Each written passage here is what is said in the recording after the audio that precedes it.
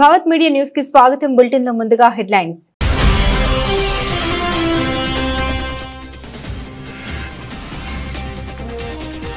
కెనడాను దరిద్రగోటు దేశంగా అభివర్ణించిన ట్రంప్, కెనడాపై మరోసారి ధ్వజమెత్తిన ట్రంప్.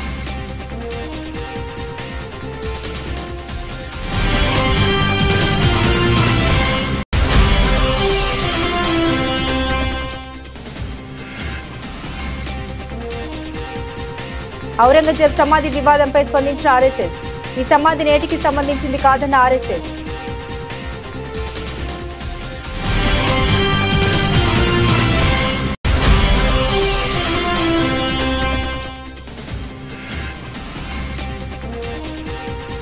హైదరాబాద్ లో మెక్డొనాల్డ్స్ గ్లోబల్ ఆఫీస్, తెలంగాణ సర్కార్తో కీలక ఒప్పందం.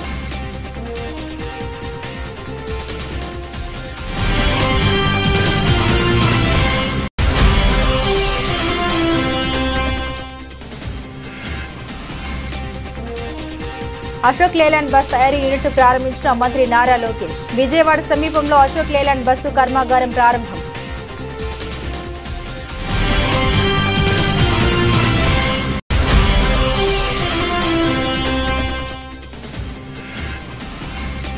లండన్ లో జీవిత సాఫల్య పురస్కారం అందుకున్న చిరంజీవి. సినీ సమాజ సేవా రంగంలో ఆయన చేసిన కృషికి లైఫ్ టైం అచీవ్మెంట్ అవార్డు.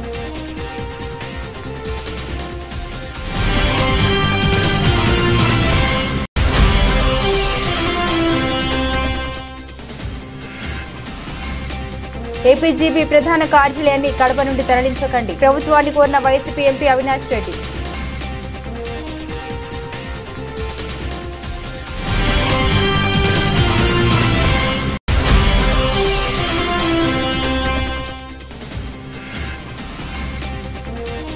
వానపాములు కూడా నాగుపాములా బుస కొడుతున్నాయి, సీఎం రేవంత్ పై కేటీఆర్ సెటైర్లు.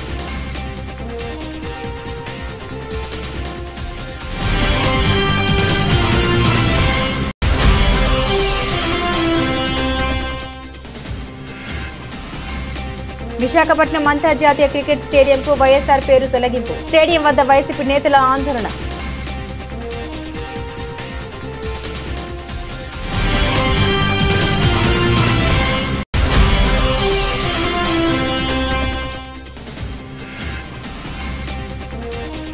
భారత్ జట్టుకు బీసీసీఐ భారీ నజరానా, ఛాంపియన్స్ ట్రోఫీ ప్రైజ్ మనీకి 3 రెట్లు.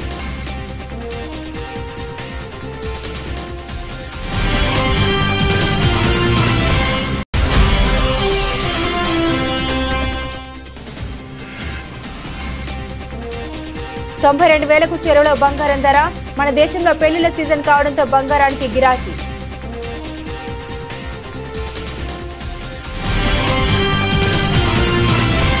ట్రేడ్ వార్ కొనసాగుతున్న వేళ అమెరికా అధ్యక్షుడు డొనాల్డ్ ట్రంప్ కెనడాను ఉద్దేశించి తీవ్ర వ్యాఖ్యలు చేశారు.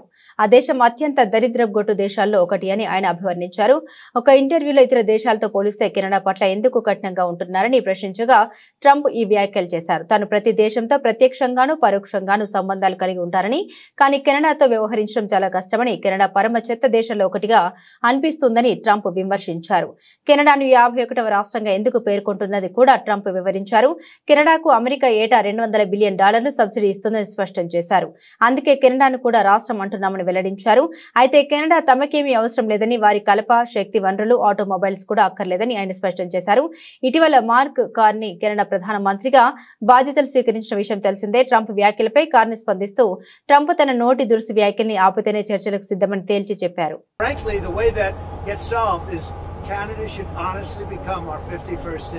We wouldn't have a northern border problem. We wouldn't have a tariff problem. They don't have much. They spend very little, as you know, the least of almost anybody on military. And we spend the most of anybody on military. We have a great military. I rebuilt the military during my first term. We're going to have to rebuild it a little bit again. Not that much, but we're going to have to rebuild it a little bit again. But Canada would be great as our cherished 51st state. You wouldn't have to worry about borders. You wouldn't have to worry about anything. And by the way, Canada is very highly taxed and we're very low tax. We're considered a low tax nation because of me, because I cut the taxes so low. So the people of Canada would pay much less tax. Aurangzeb సమాధి వివాదంపై రాష్ట్రీయ స్వయం Sevak Sangh RSS స్పందించింది. మొఘల్ చక్రవర్తి ఔరంగజేబు సమాధి అంశం నాగపూర్లో తీవ్ర ఘర్షణకు దారి తీసిందని, అసలు ఈ సమాధికి సంబంధించిన విషయం ఇప్పుడు అప్రస్తుతమని పేర్కొంది.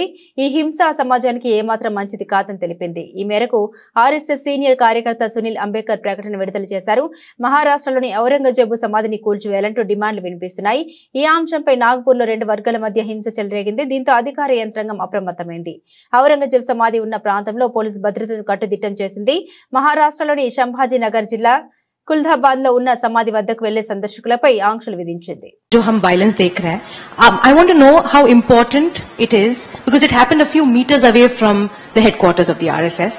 Is Aurangzeb relevant today? And the Chief Minister of Maharashtra also said that this was a pre-planned attack. And right now we also have the police also investigating this. What is your take? What is the RSS take on this? Because it was led by the VHP there. What do you think is the RSS take on this? See, any type of violence is not good to the health of the society, and I think police are have taken the cognizance of it, and so I think they will go into the details, and that's the point.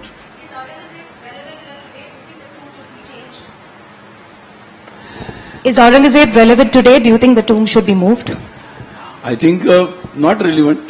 అమెరికాకు చెందిన multinational సంస్థ McDonald's కు ప్రస్తుతం తెలంగాణలో 38 అవుట్లెట్లు ఉన్నాయి. ప్రతి సంవత్సరం మరో 3 లేదా 4 కొత్త అవుట్లెట్లను విస్తరించే ప్రణాళికలు ఉన్నాయి. సంస్థ విస్తరణలో భాగంగా మెక్డొనాల్డ్స్ ఇండియా గ్లోబల్ కార్యాలయాన్ని హైదరాబాద్ లో నెలకొల్పనున్నారు. ఈ మేరకు తెలంగాణ ప్రభుత్వంతో బుధవారం సంస్థ ప్రతినిధులు ఒప్పందం చేసుకున్నారు. 2000 మంది ఉద్యోగులతో ఈ సంస్థ కార్యాలయం హైదరాబాద్ లో ప్రారంభం కానుంది. ముఖ్యమంత్రి రేవంత్ రెడ్డి అసెంబ్లీలోని తన ఛాంబర్లో సదరు సంస్థ చైర్మన్ సీఈఓ క్రిస్ కెమ్జెన్స్కీతో పాటుగా సంస్థ ప్రతినిధులతో చర్చలు జరిపారు. ఈ సందర్భంగా తమ గ్లోబల్ కార్యాలయ ఏర్పాటుకు సంబంధించి సంస్థ రాష్ట్ర ప్రభుత్వ భాగస్వామ్యంతో పెట్టుబడుల ఒప్పందం కుదుర్చుకుంది. హైదరాబాద్ లో మెక్డొనాల్డ్స్ గ్లోబల్ కార్యాలయం ఏర్పాటు చేయడానికి ముందుకు రావడంపై ముఖ్యమంత్రి రేవంత్ రెడ్డి సంతోషం వ్యక్తం చేశారు. ఈ గ్లోబల్ సెంటర్ తమ రాష్ట్రంలోనే ఏర్పాటు చేయాలని పలు రాష్ట్రాలు పోటీ పడుతున్న తరుణంలో సంస్థ తెలంగాణను తమ పెట్టుబడులకు గమ్యస్థానంగా ఎంచుకోవడం గర్వంగా ఉందని సీఎం అన్నారు. ప్రభుత్వం తరపున సంస్థకు సహాయ సహకారాలు అందిస్తామని హామీ ఇచ్చారు. ఈ సమావేశంలో ప్రభుత్వ ప్రధాన కార్యదర్శి శాంతి కుమార్, పరిశ్రమల శాఖ ప్రత్యేక ప్రధాన కార్యదర్శి జయేష్ రంజన్, సీఎం ప్రత్యేక కార్యదర్శి అజిత్ రెడ్డి పాల్గొన్నారు. ఏపీ విద్య, ఐటీ, ఎలక్ట్రానిక్స్ శాఖల మంత్రి నారా లోకేష్ నేడు విజయవాడ సమీపంలోని మల్లవల్లిలో అత్యాధునిక అశోక్ లేలాండ్ బస్సు తయారీ కర్మాగారాన్ని ప్రారంభించారు. ఈ విషయాన్ని ఆయన ట్విట్టర్ ద్వారా తెలిపారు. ఆంధ్రప్రదేశ్ లో పారిశ్రామిక ప్రగతి పరుగులు పెడుతుందని వెల్లడించారు. 75 ఎకరాల్లో విస్తరించి ఉన్న ఈ కర్మాగారం ఆంధ్రప్రదేశ్ పారిశ్రామిక రంగంలో ఒక మైలురాయి కానుందని లోకేష్ పేర్కొన్నారు. ఇక్కడ డీజిల్ మరియు ఎలక్ట్రిక్ బస్సులు ఉత్పత్తి చేస్తారని, అశోక్ లేలాండ్ ప్లాంట్ల ద్వారా ఉద్యోగాల కల్పన జరుగుతోందని, నైపుణ్య అభివృద్ధికి ప్రోత్సాహం లభిస్తుందని లోకేష్ వెల్లడించారు. పర్యావరణ అనుకూల రవాణాకు ఉత్తమిస్తూ ఆంధ్రప్రదేశ్ కోసం స్విచ్ ఎలక్ట్రిక్ డబుల్ డెక్కర్ బస్సును స్వీకరించడం జరిగిందని, ఇది సుస్థిర రవాణా దిశగా ఒక పెద్ద ముందడుగు అని అభివర్ణించారు లోకేష్. ఈ కార్యక్రమంలో మంత్రులు టీజీ భరత్, కొల్లు రవీంద్ర, ఎమ్మెల్యే యార్లగడ్డ వెంకట్రావు, అశోక్ లేలాండ్ సంస్థ అధికారులు పాల్గొన్నారు. It gives me a great pleasure to be here today at the inauguration of the Ashok Leyland state-of-the-art manufacturing plant in Mallavalli. 2023 August 24th, during my Padayatra, I came to Mallavalli and I made an electoral promise that we will bring Ashok Leyland back here and start production, and we're really lucky to be here. I extend my very warm greetings to the leadership of Ashok Leyland and the Hinduja Group, esteemed industry stalwarts, the government officials and everyone present here. Recently I was in Delhi in a fireside chat, and the question that I got asked is, Tamil Nadu has Chennai, Karnataka has Bangalore, Telangana has Hyderabad, what do you have? And I just told them one thing, we have something called the brand Babu, and that is our chief minister. Between the year 2019 and 2024, I do understand that industry went through a lot of turmoil. You had various challenges to face. Power purchase agreements were cancelled, and that created a lot of uncertainty in the market. Reputed companies like Ashok Leyland, Amar Raja, Lulu had to really add their investments here in our state. But then people have spoken. I think the citizens of Andhra Pradesh have made it very clear that welfare and development go hand in hand, and creating jobs should be the singular focus of a state government. I'm really lucky to be here. It was in the year 2018 that this entire concept came through. Back then, the Chief Minister of Andhra Pradesh, Mr. Naidu ji, laid the foundation stone for this amazing project. And I'm really lucky to be here to actually inaugurate the entire project. You know, as ministers, before we go to the market and attract new investments, it was very important for us to convince existing investors in a state that Andhra Pradesh means, and Andhra Pradesh is ready to do business. That's where we've reached out to Ashok Leyland to say that we are all here. As a state, we're willing to support you. We're willing to go the extra mile. And I offered them only a single piece of paper, a white paper. I said, whatever your asks are from the state government, please write it down. And in the bottom, I'll just write one number. That is the number of jobs you need to create. I'll hold Ashok Leyland accountable only on that one initiative. Megastar Chiranjeevi ఖాతాలో మరో అత్యున్నత పురస్కారం చేరింది. 4.5 దశాబ్దాలుగా సినిమాల ద్వారా కళారంగానికి సమాజానికి చిరు చేసిన సేవలకు గాను యూకే పార్లమెంట్ లో బ్రిడ్జ్ ఇండియా సంస్థ కల్చరల్ లీడర్షిప్ ద్వారా లైఫ్ టైమ్ అచీవ్మెంట్ అవార్డు ప్రదానం చేసింది.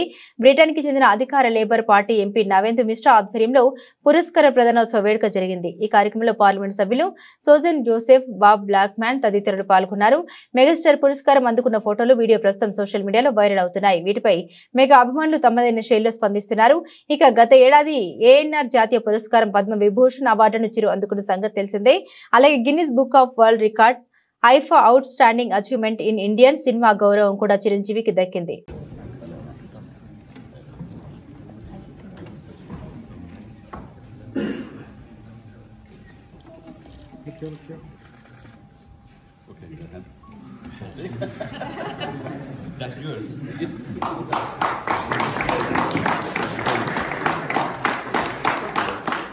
Sir, just one here.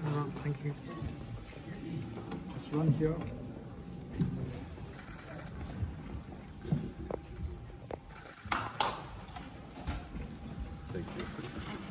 Andhra ప్రగతి గ్రామీణ బ్యాంకు ప్రధాన కార్యాలయాన్ని కడప నుండి అమరావతికి మార్చాలనే ప్రభుత్వ నిర్ణయంపై వైఎస్ఆర్సీపీ ఎంపీ అవినాష్ రెడ్డి పార్లమెంట్లో ప్రస్తావించారు. ఈ విషయంపై ఆయన మాట్లాడారు. 2006లో కడపలో స్థాపించబడిన ఏపీజీబీ రాయలసీమలోని 10 జిల్లాలు మరియు వెనుకబడిన ప్రాంతాలు అనంతపురం, శ్రీ సత్యసాయి, అన్నమయ్య, వైఎస్ఆర్ కడప, కర్నూలు, నంద్యాల, తిరుపతి, నెల్లూరు, బాపట్ల మరియు ప్రకాశంలలో 3,000 మంది సిబ్బంది మరియు 551 శాఖలతో 46,000 కోట్ల వ్యాపారాన్ని నిర్వహిస్తోందన్నారు. భారతదేశంలోని అతిపెద్ద ఆర్ఆర్బీలో ఒకటిగా ఇది గ్రామీణ మరియు వెనుకబడిన వర్గాలకు ఆర్థిక చేరికను ప్రోత్సహిస్తుందని పేర్కొన్నారు. రాయలసీమ ప్రజల తరపున అసౌకర్యం మరియు ఆర్థిక నష్టాన్ని నివారించడానికి ఏపీజీపీ ప్రధాన కార్యాలయాన్ని కడపలో ఉంచాలని ప్రభుత్వాన్ని కోరారు. माननीय सदस्य Shri YS Avinash Reddy ji. Thank you, madam.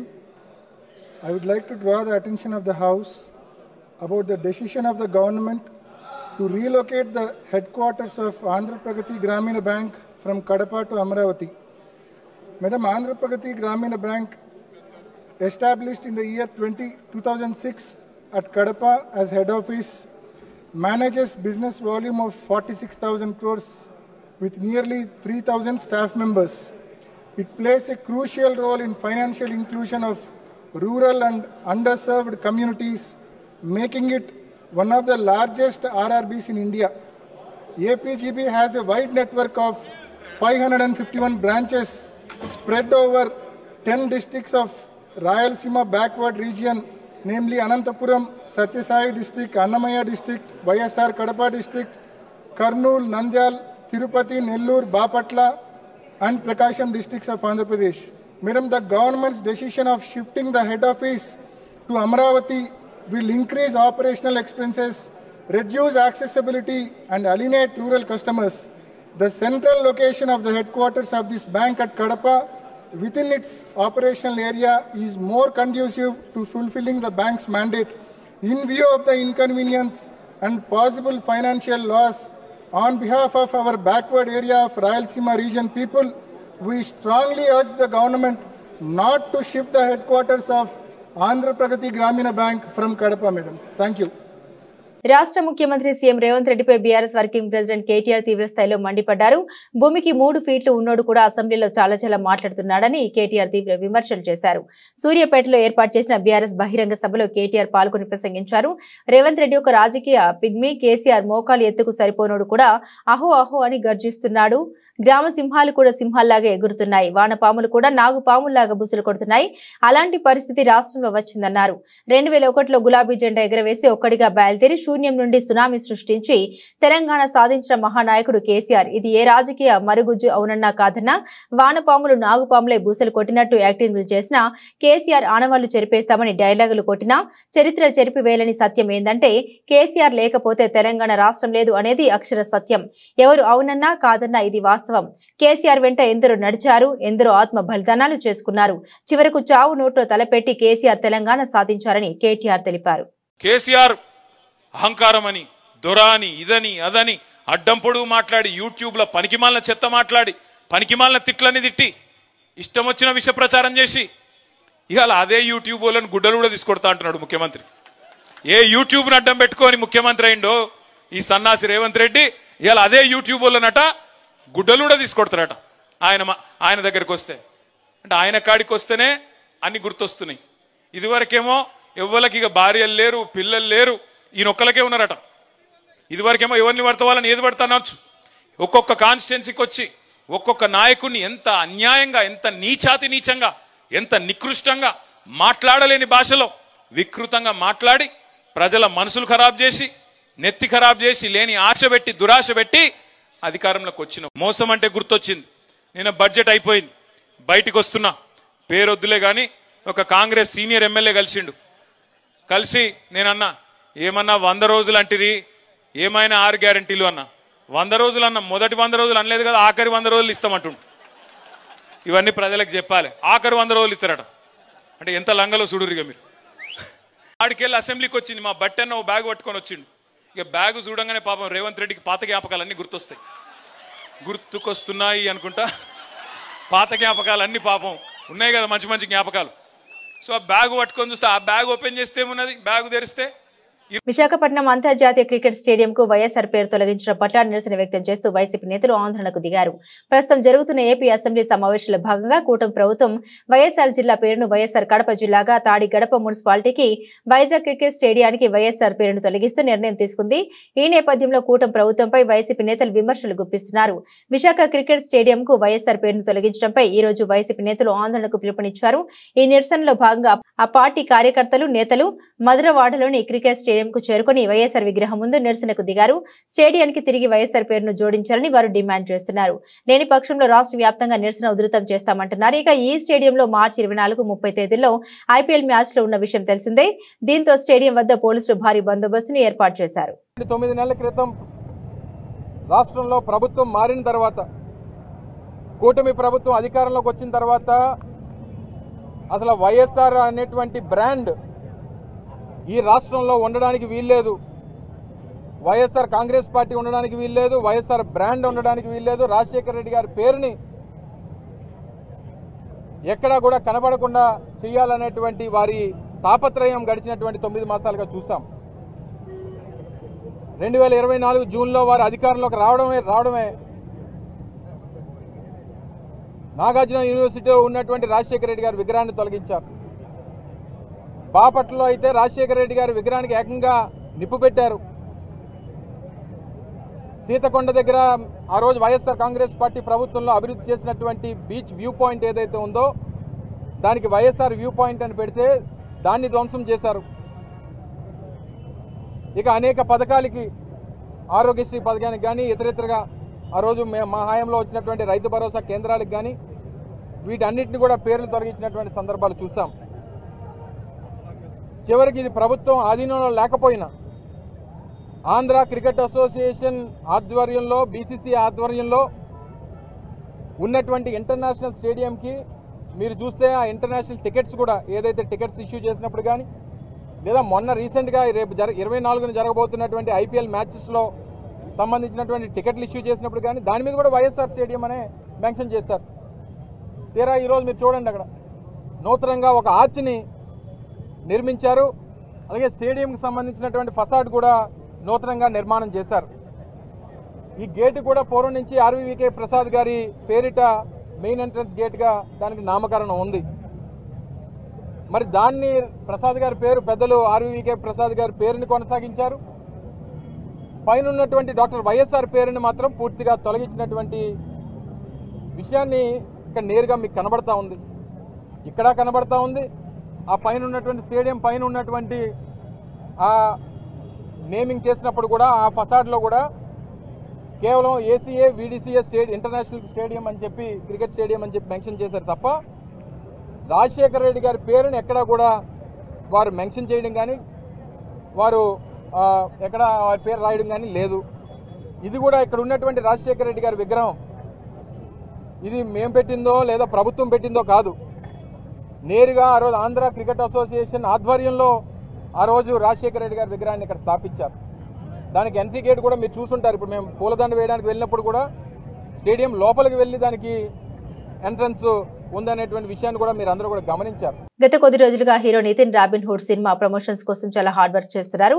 పలు ప్రాంతాలని చుట్టేస్తూ మూవీపై హైప్ పెంచే ప్రయత్నం చేస్తున్నారు. రాబిన్ హుడ్ ఈ సినిమా ప్రమోషన్ లో భాగంగా నితిన్ మల్లారెడ్డికి చెందిన కాలేజీకి వెళ్లారు. ఈ ఈవెంట్ లో నితిన్ మల్లారెడ్డి కలిసి అదిదాస్ సర్ప్రైజ్ అనే పాటకు డ్యాన్స్ చేయగా ఇప్పుడు ఈ వీడియో సోషల్ మీడియాని షేక్ చేస్తుంది. తెలంగాణ మాజీ మంత్రి విద్యా సంస్థల అధినేత మల్లారెడ్డి ఎంత హుషారుగా ఉంటారో ప్రత్యేకంగా చెప్పనక్కర్లేదు. ఆయనకి సినిమాలంటే ఇష్టం, సినిమా వాళ్ళన్న కూడా చాలా ఇష్టం. వారితో కలిసి ఆయన చేసే సందడి మామూలుగా ఉండదు. బోలతనం మల్లారెడ్డి పద్ధతి కాగా 70 ఏళ్ల వయసులో ఇప్పటికీ హుషారుగా ఉంటారు మల్లారెడ్డి. పలువురు సెలబ్రిటీలతో కలిసి డ్యాన్సులు చేస్తూ అప్పుడప్పుడు వార్తల్లో నిలుస్తుంటారు. హాయ్ మల్లారెడ్డి కాలేజ్, ఎలా ఉన్నారు? అసలు మీ ఎనర్జీ జోష్ అబ్బాబాబా సూపర్. అంతే మీ స్టూడెంట్స్కి చెప్పే ఏంటంటే ఒకటే, మీ ఏం 10th మైల్ అయితే ఏం ఫర్ ద 11th మైల్ అదే ఇది పాటించాడు. అందుకే సార్ ఇవాళ ఈ రేంజ్లో ఉన్నాడు. సార్ ఇవాళ మీ అనవసరి కాబట్టి నాకు చిన్న వరం ఇస్తారా? చిన్న వరం. మార్చ్ 28 నాడు మళ్ళీ పిల్లలకి హాలిడే ఏమైనా ఇస్తారా? మా పిల్లలు వద్దన్నా కానీ మీ సినిమా చూస్తారు. పాలమిండు పూలమిండు నాకు తెలుసు, కానీ ఎప్పుడైనా మీరు డ్యాన్స్ చేసిండ్రా? మార్చ్ 28న సినిమాకి రండి, థియేటర్లో రచ్చలు చెప్తాం. ఇది నా ప్రామిస్. అందరికీ నమస్కారం. 28 తారీఖు నాడు రాబిన్ హుడ్ మన తెలంగాణ బిడ్డ సూపర్ స్టార్, సూపర్ సక్సెస్ అవుతుంది. ఆ సినిమా బ్లాక్ బాస్టర్ అవుతుంది. ఆ రోజు మీరు హాలిడే ఇవ్వకుండా మీరందరూ డుమ్మ కొట్టైనా సినిమా చూస్తారు.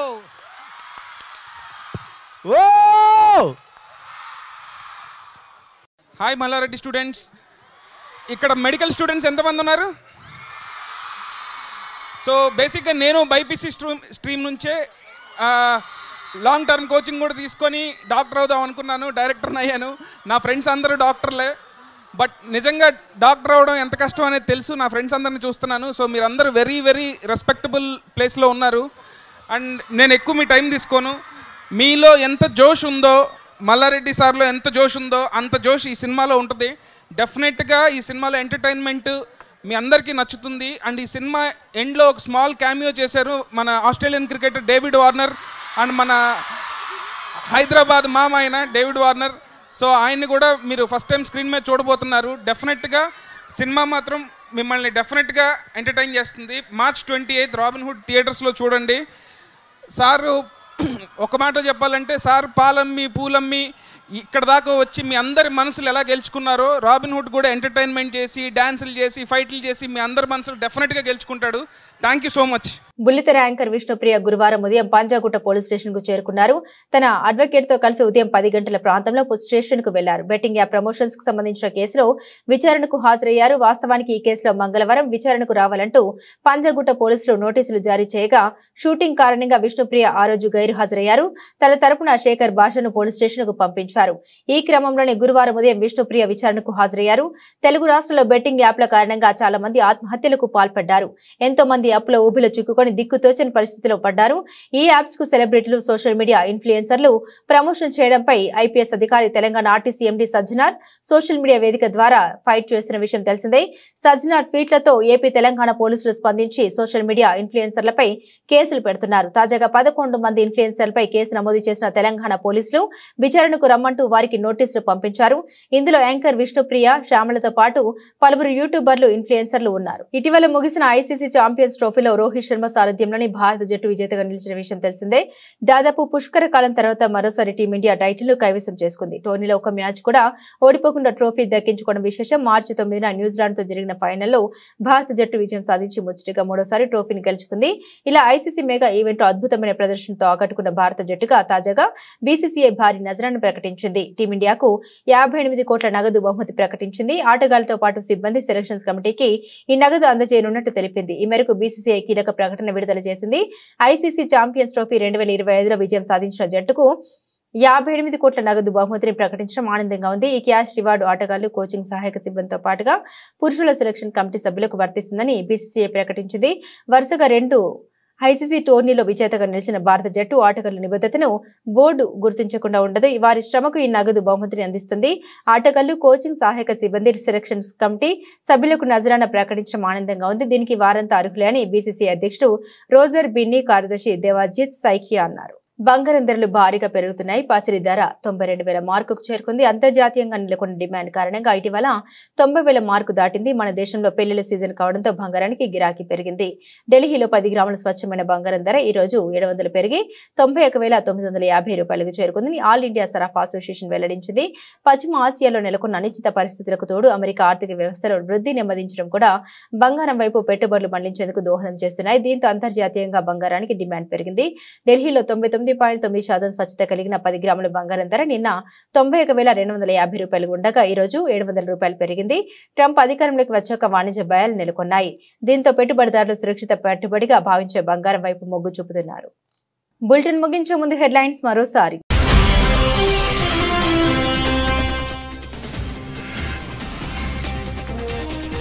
కెనడాను దరిద్రగోటు దేశంగా అభివర్ణించిన ట్రంప్, కెనడాపై మరోసారి ధ్వజమెత్తిన ట్రంప్.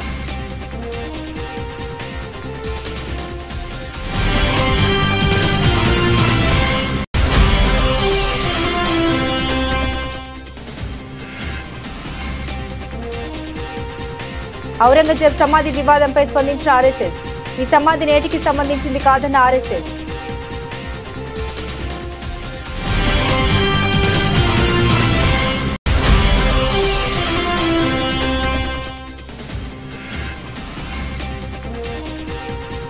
హైదరాబాద్ లో మెక్డొనాల్డ్స్ గ్లోబల్ ఆఫీస్, తెలంగాణ సర్కార్తో కీలక ఒప్పందం.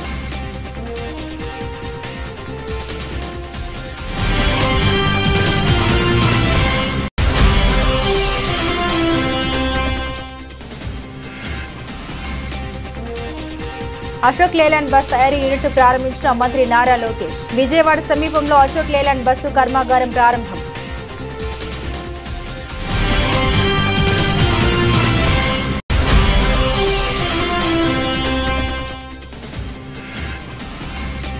లండన్ లో జీవిత సాఫల్య పురస్కారం అందుకున్న చిరంజీవి. సినీ సమాజ సేవా రంగంలో ఆయన చేసిన కృషికి లైఫ్ టైం అచీవ్మెంట్ అవార్డు.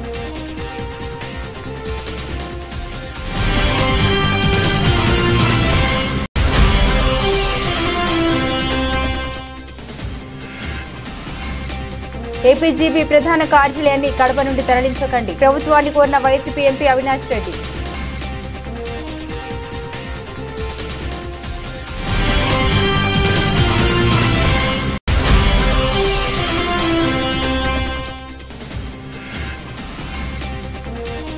వానపాములు కూడా నాగుపాములా బుస కొడుతున్నాయి. సీఎం రేవంత్ పై కేటీఆర్ సెటైర్లు.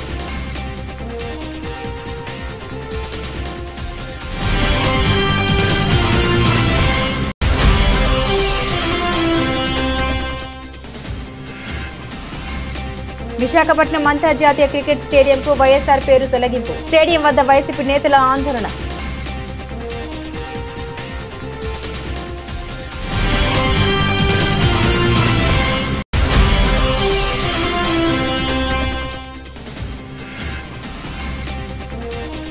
భారత్ జట్టుకు బీసీసీఐ భారీ నజరానా. ఛాంపియన్స్ ట్రోఫీ ప్రైజ్ మనీకి 3 రెట్లు.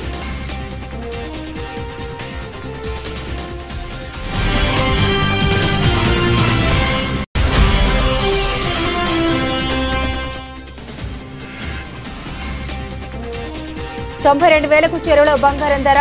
మన దేశంలో పెళ్లిళ్ల సీజన్ కావడంతో బంగారానికి గిరాకీ.